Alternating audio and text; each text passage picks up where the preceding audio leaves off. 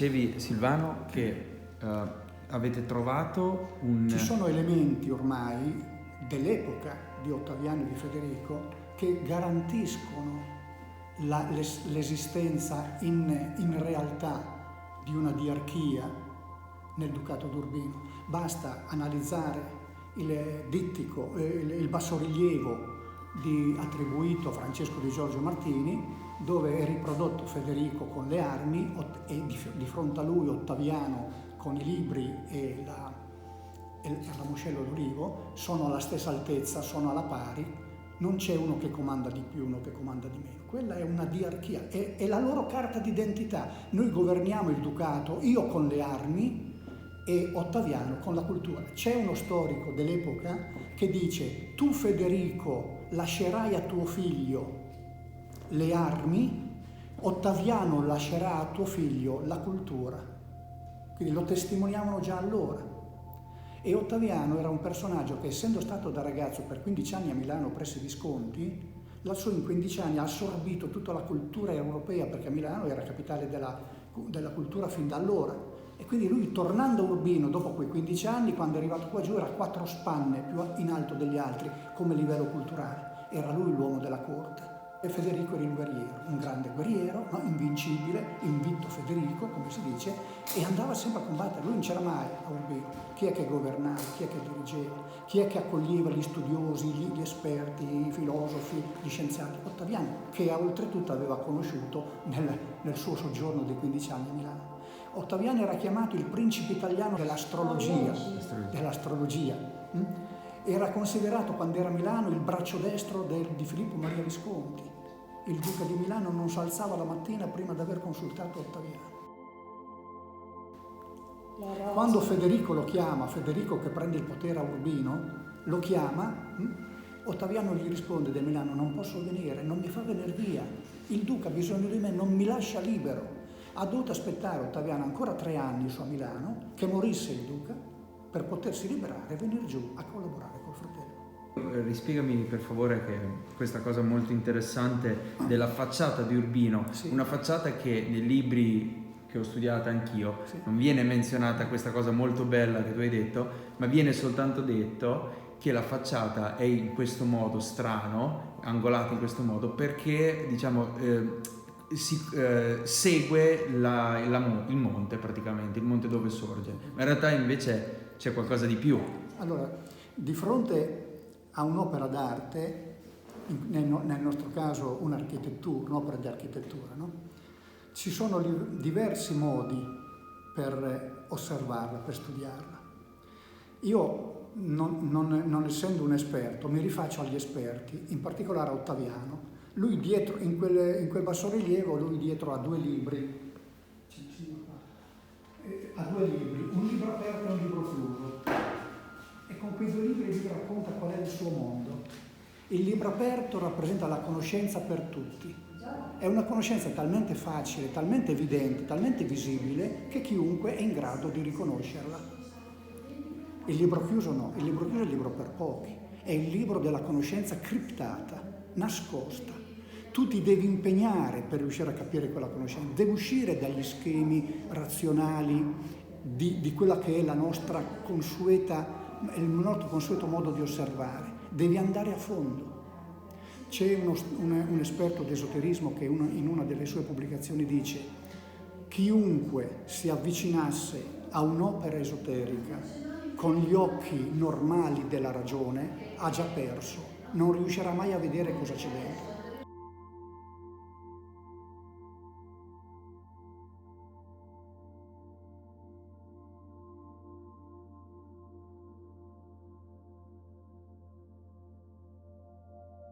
Ma non basta fermarsi lì, bisogna pensare chi è che le ha fatte, chi è che le ha volute. Sostanzialmente le ha volute Ottaviano Ubaldini, sia la Rocca del Sasso Corvaro che la facciata dei Torricini d'Urbino, perché gli storici sono d'accordo nel dire che una mente superiore ha sviluppato quei corpi in quel modo, come lo studiolo, no? Come i tempietti che ci sono all'interno, eccetera, eccetera. E chi era l'unico della corte d'Urbino ad avere le competenze per poter arrivare a studiare e individuare certe tipologie? Ottaviano, che era il principe italiano dell'astrologia. Non c'era in Italia uno a un livello superiore rispetto al suo in questo campo. Tant'è che nello studiolo di Gubbio, sempre fatto dai principi d'Urbino, perché Gubbio era la seconda capitale del ducato, no?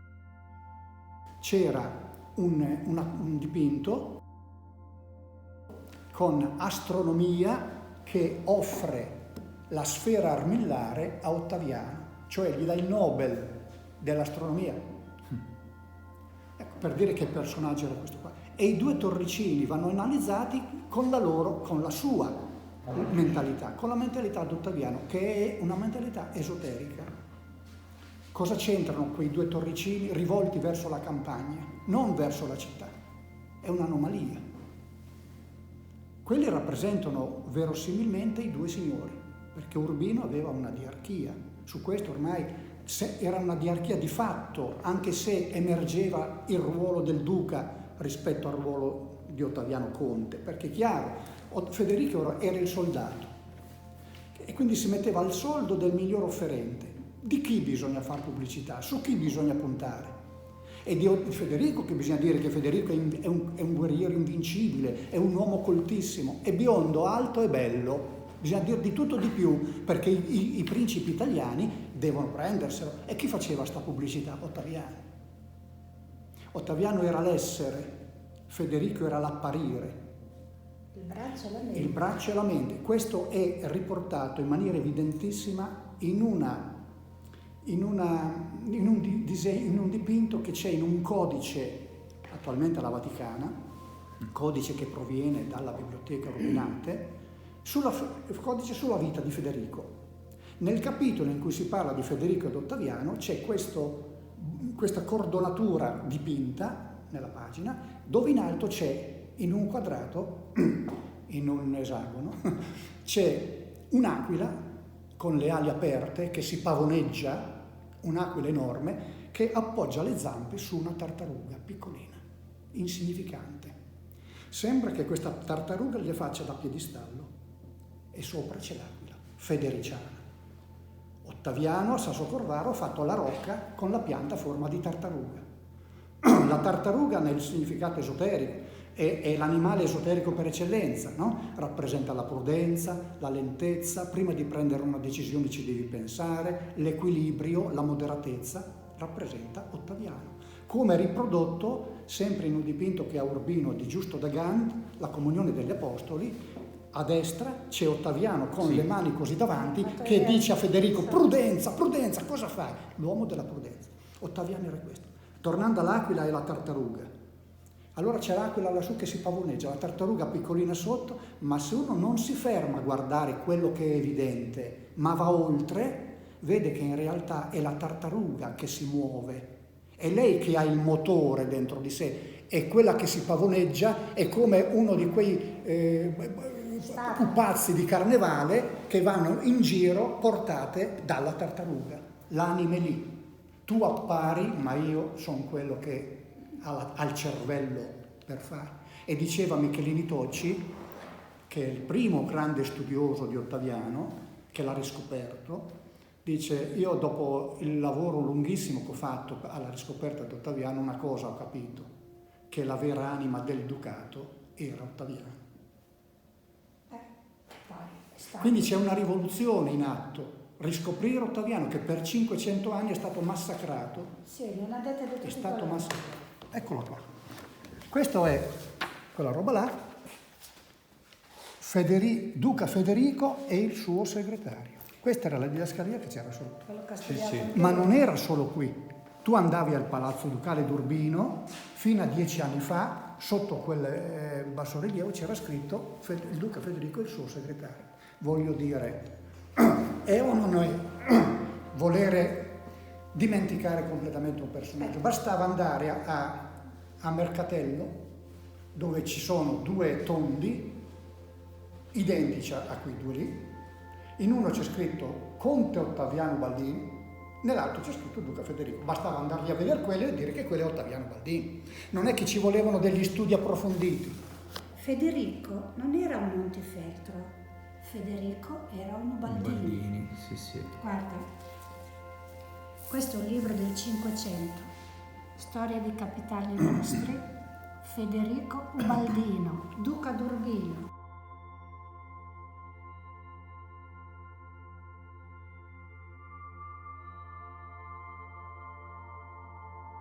Ti sembra normale che di Federico si sa l'anno, il giorno e il mese di nascita? E ormai è assodato che Federico è un Ubaldini. Questo comunque affascinante è pensare al singolare rapporto che ha legato questi due grandi del Rinascimento. Non a caso i loro contemporanei, ben più consapevoli di noi della forte pregnanza dei miti, li avevano innalzati da fratelli germani a fratelli gemelli, chiamandoli i Dioscuri d'Urbino. Allora, ecco, lì l'affermazione delle fonti è che i contemporanei di Federico Ottaviano li chiamavano i Dioscuri. E quindi chiamarli Dioscuri è già un sospetto che. L'altro sospetto è quello che stavo dicendo, sì, della nascita. Certo. Allora, mentre di Federico si conosce il giorno, il mese e l'anno di nascita, di Ottaviano non si conosce né il giorno, né il mese, né l'anno. Allora questo fa sospettare, perché se fosse vero che questi due erano fratelli, no? E Federico, per ragioni di Stato, improvvisamente da Ubaldini che era diventato un Montefeltro, e l'altro è nato insieme a lui perché erano gemelli, non puoi dire che Ottaviano è nato lo stesso giorno, mese e anno, perché capisci che erano gemelli, quindi Federico non è un Montefeltro ma è un Ubaldini. Allora Ubaldini rimane così nel vago, non si sa. Di Ottaviano si sa con certezza che il padre era Bernardino Ubaldini e la madre Aura da Montefeltro. Certo, di Federico si dice che il padre fosse Guido Antonio e la madre una certa Francesca, non si sa chi è la madre. Poi il testamento di Bernardino Ubaldini, cioè del loro padre naturale, che non il testamento, il lascito, che nel suo testamento lascia metà esercito a Ottaviano e metà a Federico. Perché? E ancora, no? Perché Paolo, non si sa chi è primogenito. E ancora, quando loro due sono stati mandati, no? Federico è stato inviato come ostaggio, bravissimo. È stato mandato come ostaggio a Venezia, e Ottaviano è stato mandato come ostaggio a Milano da ragazzini, perché era stata fatta la pace fra Urbino e Venezia, Urbino e Milano, e come pegno, no? Dice: io rispetterò il trattato di pace, tant'è che ti mando i miei figli. Ma i figli di chi? Del conte d'Urbino o del suo capitano d'arme, che era quello che aveva l'esercito, Bernardino Ubaldini. Certo. Il conte contava poco, no? Nel senso che era chi aveva in mano l'esercito che contava. E Ottaviano Ubaldini, che era il grande condottiero dell'epoca, è lui che ha mandato i suoi figli. Bernardino Ubaldini ha mandato i suoi figli là come pegno, che non avrebbe toccato le sue armate contro le due città. Bernardino è quello che, non so se hai presente Paolo Uccello, la battaglia di San Romano di Paolo Uccello, che è all'Uffizi, quell'opera enorme dove c'è il cavaliere che viene colpito dalla lancia e che viene disarcionato. Il cavaliere col cavallo bianco che viene disarcionato è Bernardino Ubaldini. Infatti il titolo dell'opera è Disarcionamento di Bernardino Ubaldini. Se tu pensi che gli è stato dedicato un'opera di queste dimensioni, di questa portata, realizzata da Paolo Uccello, si vede che valore aveva questo personaggio ai suoi tempi.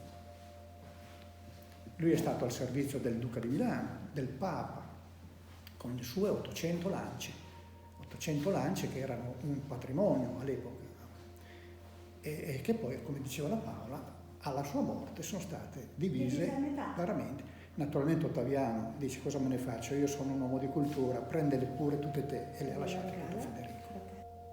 Qui c'è una duplice lettura. Allora, la lettura più immediata è che quella a sinistra è un Montefeltro e quella a destra è un Ubaldini, e quindi due putti più o meno della stessa età, uno è Federico e l'altro è Ottaviano.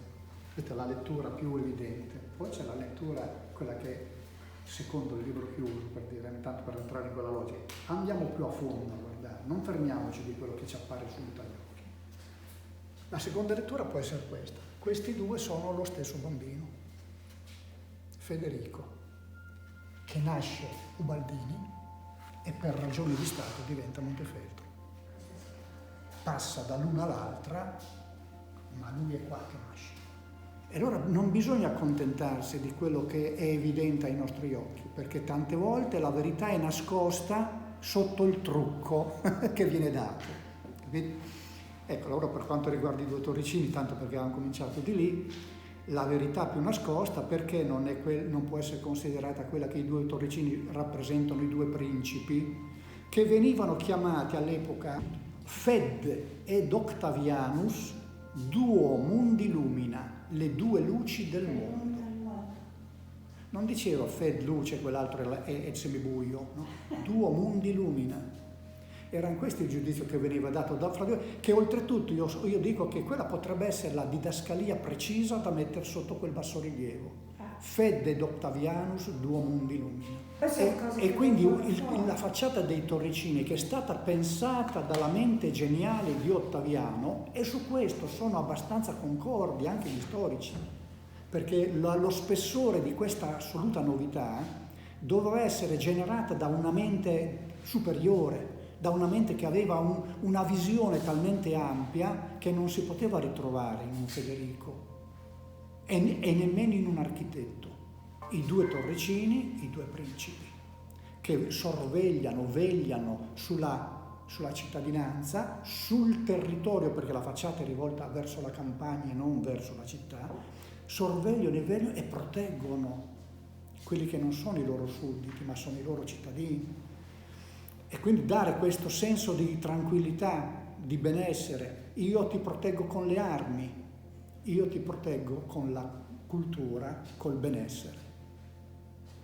E quindi dovevano diffondere questo messaggio.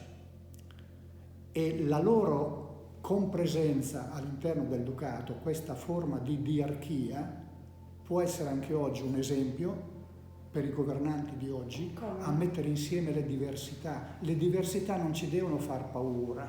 Le diversità sono una opportunità che, se vengono gestite bene, è la complementarietà del yin e yang, no? È la complementarietà attraverso la quale tu puoi fare qualcosa di straordinario. La Rocca di Sasso Corvaro nasce dalla complementarietà dei due personaggi, perché la Rocca di Sasso Corvaro è l'unica fortificazione che c'è, che è una fortezza con all'interno la domus filosofale. All'interno c'è la dimora filosofale. Ottaviano voleva che qui si avesse la percezione di una vita culturale protetta dentro, all'esterno, da una fortezza militare. La tartaruga, il guscio della tartaruga, dentro il quale c'è l'animale, che è l'uomo pensante. E tutti i simbolismi che qui ritrovo, e sono loro due. E questo simbolismo di loro due come complementarietà del potere militare e del potere della conoscenza lo si ritrova anche a centinaia di chilometri da qui, a Parigi, nella facciata di Notre Dame. Guardando il bassorilievo, sulla destra rispetto a chi guarda, quindi di qua, no? Ha il bastone, il simbolo del potere. Nel bassorilievo sulla destra c'è Federico, l'uomo del potere. Alchimia, sulla sinistra, sulla mano sinistra rispetto a chi guarda, tiene in mano un libro aperto e un libro chiuso, come da noi Ottaviano e Federico. E cosa dice Alchimia? Questi sono i due poteri. O esplodono, perché sono contrastanti, o si fondono. Per fonderli ci vuole un'alchimia. Si dice pure, sembra giusto con un'alchimia quei due possono andare d'accordo, anche oggi. Sì, non c'è alchimia tra di noi, per dire che non c'è. L'alchimia è quel qualcosa che ti fa fondere in maniera dolce, perché due elementi, se tu li metti insieme, o esplodono o si fondono.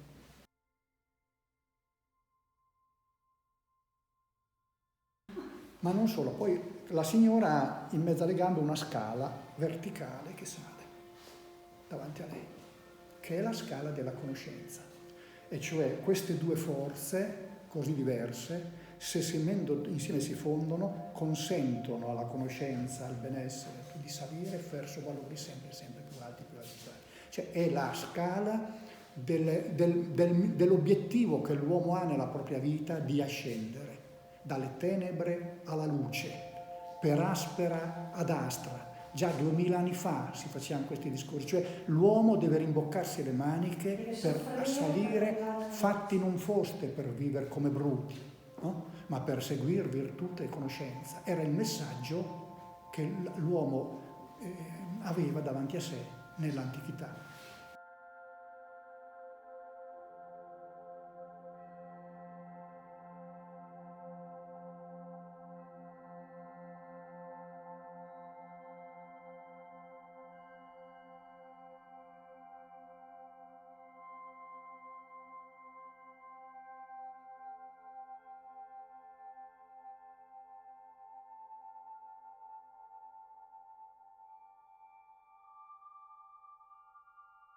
Federico veniva chiamato dai suoi alleati napoletani, dai soldati napoletani, veniva chiamato Caino.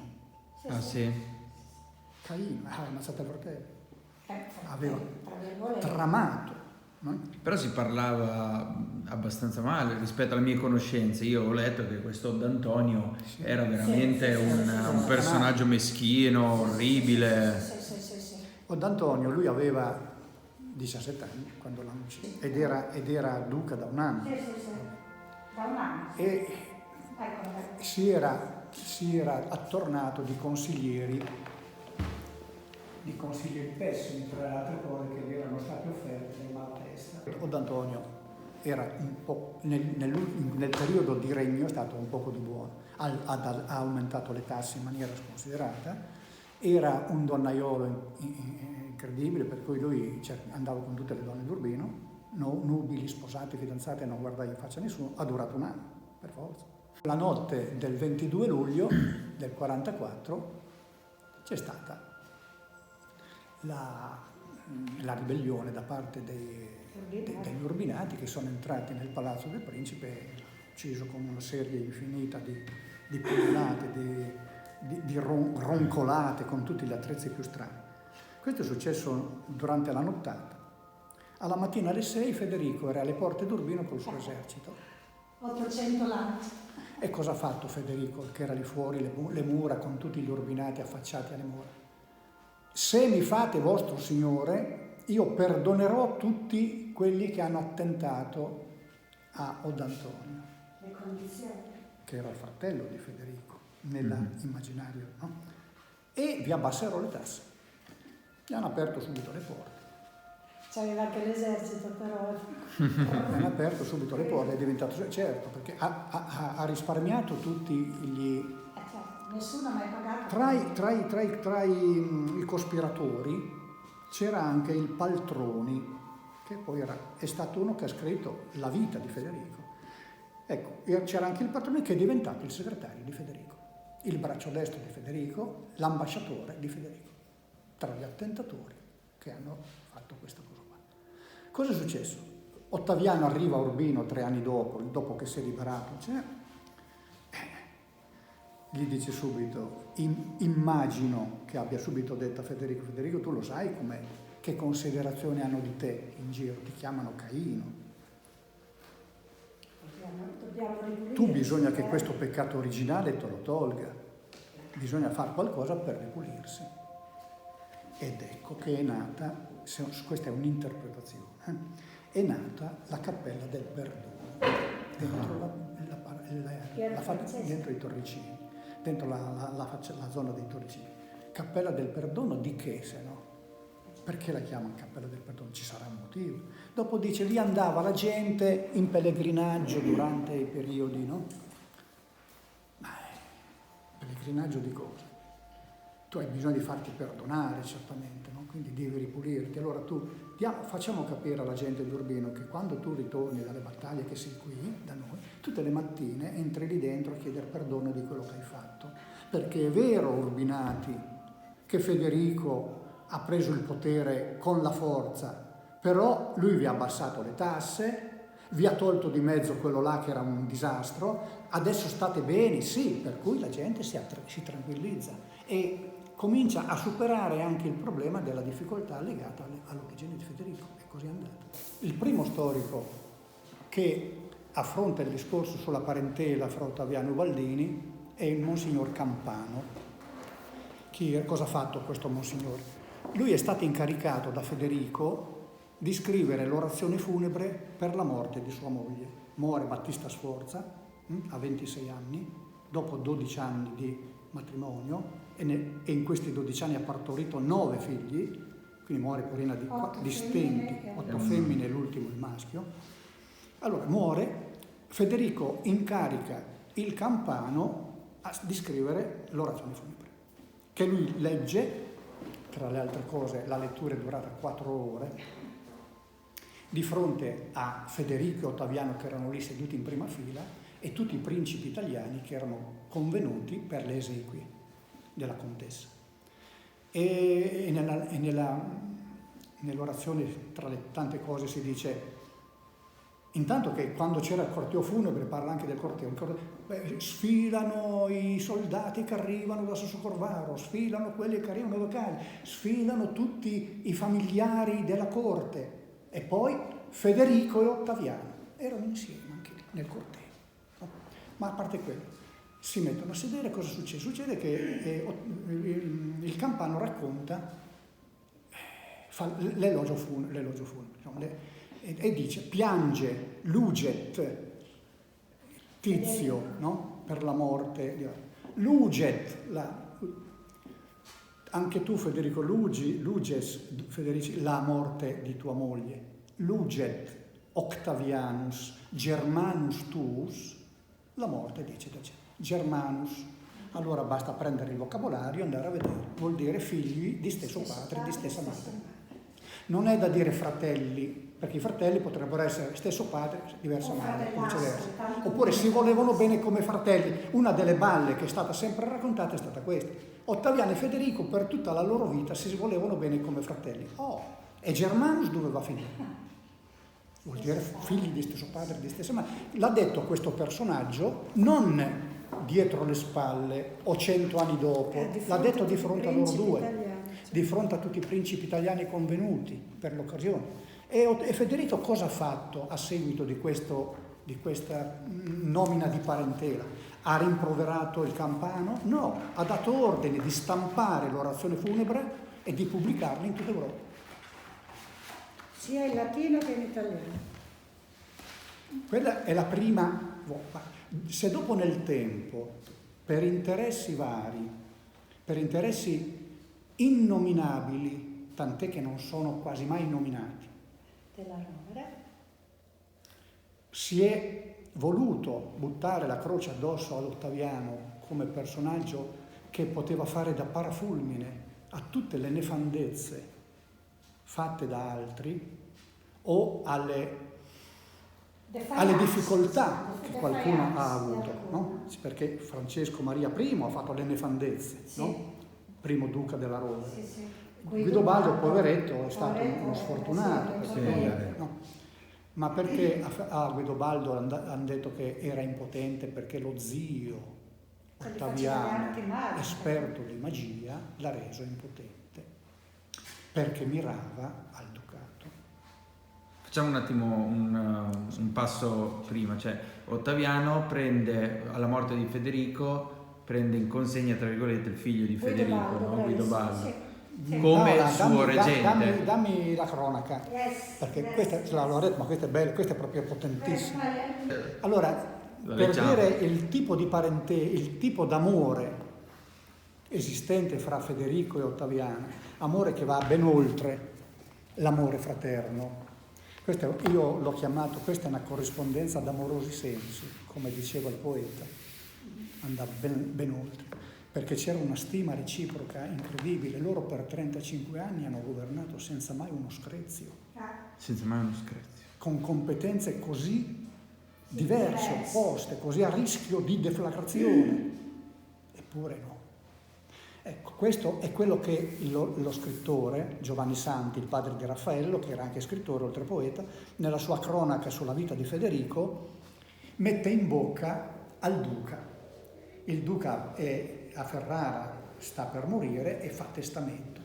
E questo è quanto lo scrittore mette in bocca a Federico.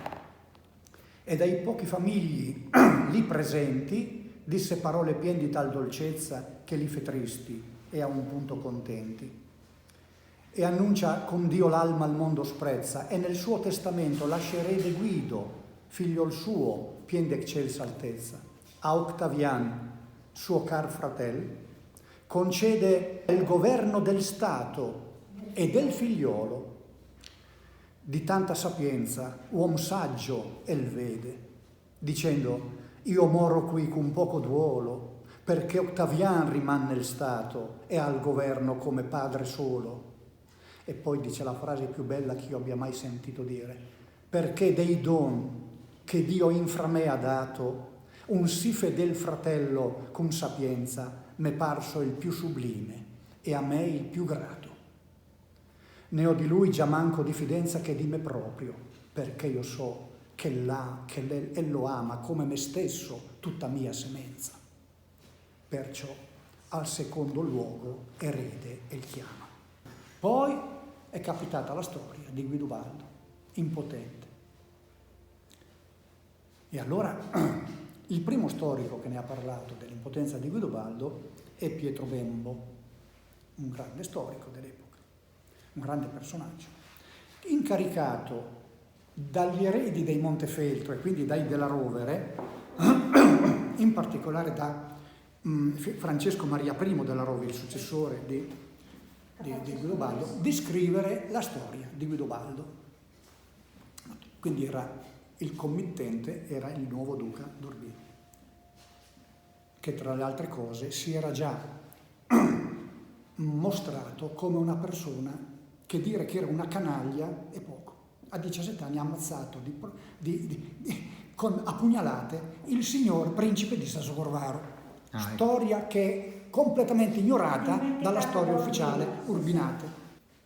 E naturalmente Francesco Maria si era raccomandato: guarda, stai attento quando parli sia della faccenda della nascita di Federico e della faccenda dell'impotenza di Guidobaldo. Stai attento a non mettere in cattiva luce, perché sai, un principe ha il segno del potere in mano, no? Il bastone del potere, quello è il simbolo fallico. Un simbolo fallico di un impotente, gli fai perdere la faccia. Nella cultura di allora, dove la mascolinità, il maschio, la rocca aveva il maschio, no? era fondamentale. Ridevano di te se dicevano che era impotente. Non si può dire che tu sei nato impotente, bisogna dire che sei stato oggetto di una trama. E allora Pietro Bembo arriva a scrivere quella pagina dell'impotenza di Federico, di Guidobaldo, e dice: come si sa, Guidobaldo era impotente, o per motivi di natura, o perché su di lui era stata fatta una malia. E lì si ferma. Il manoscritto viene dato a Francesco Maria, che dice: ma che cacchio hai scritto? Non basta mica una roba del genere. Gliel'ha corretto dicendo: tu devi mettere che è stato Ottaviano, che lui, lo zio, che aveva ambizioni di potere, eccetera, eccetera. Ma un Pietro Bembo, che era uno storico di fama internazionale, non si prestava a un gioco così sporco. Eppure come faceva? Visto che il committente era il duca. E lui ha scritto così nel suo dice, nella seconda versione. Nella seconda versione, quella stampa. Guidobaldo era sterile, era impotente, o per motivi di natura, o perché, come chiacchiera la gente, lo zio Ottaviano ha fatto su di lui una madia, eccetera. Aiutateci, dice, Lui ha sì. preso le distanze, ha detto, così dicono. Dietro questa affermazione, non è un'affermazione, gli storici successivi, in particolare il Baldi, come dice il Bembo, Ottaviano, bla bla bla bla bla bla, è responsabile per quello, e ne ha di tutti i colori. Fango da Ottaviano. Dietro questa, che non è un'affermazione Storica. Quindi c'è stata una vera e propria damnatio memoria. E damnatio memoria. E damnatio memoria su... Dopo, oltretutto, cosa è successo? Aggiungiamo a questo che è arrivato il periodo della Controriforma, la caccia alle streghe, la caccia a tutti i cultori di esoterismo. Ottaviano era in assoluto il principe italiano dell'astrologia, della magia, dell'esoterismo, il principe mago lo chiamano, e capirai, e c'era altro motivo per buttarci la croce addosso. Ma chi l'ha massacrato più di tutti è stato il Baldi, storico ufficiale di Urbino. Questa è una pubblicazione, sono le lettere che si mandavano in quel periodo. Quindi è fantastica perché è la voce originale di chi ha vissuto. Allora, quando Guidobaldo si sposa, l'unico figlio che aveva avuto Ottaviano era già morto. Quindi Ottaviano non aveva eredi. Quindi non poteva passare alla sua famiglia il ducato d'Urbino. Tant'è vero che quando muore Ottaviano, la sua contea, compreso Sassocorvaro, ritorna tutta al ducato d'Urbino perché non aveva eredi. Quindi come poteva avere mire per i suoi discendenti che non ne aveva? Qui ci sono le lettere che Guidobaldo e la moglie, Elisabetta Gonzaga, inviano a Mantova. Guidobaldo la manda al duca di Mantova, al marito di sua moglie, insomma, come è piaciuta a Dio questa mattina l'Ortus Solis, avuti prima tutti i sacramenti dell'Ecclesia con tanta buona descrizione e disposizione insino all'ultimo, quanto dir si possa, è passata quella benedetta anima dalla presente vita e lassatome con tanto dispiacere e cordial dolore per averlo avuto io sempre in loco de buono e amorevole Padre, per l'amore, la fede e la carità che portava a me e alle mie cose quanto più dir si possa. Se questo è il giudizio negativo che uno dà di Ottaviano perché l'aveva reso impotente, Sì. ma queste cose qui non vengono mai riportate.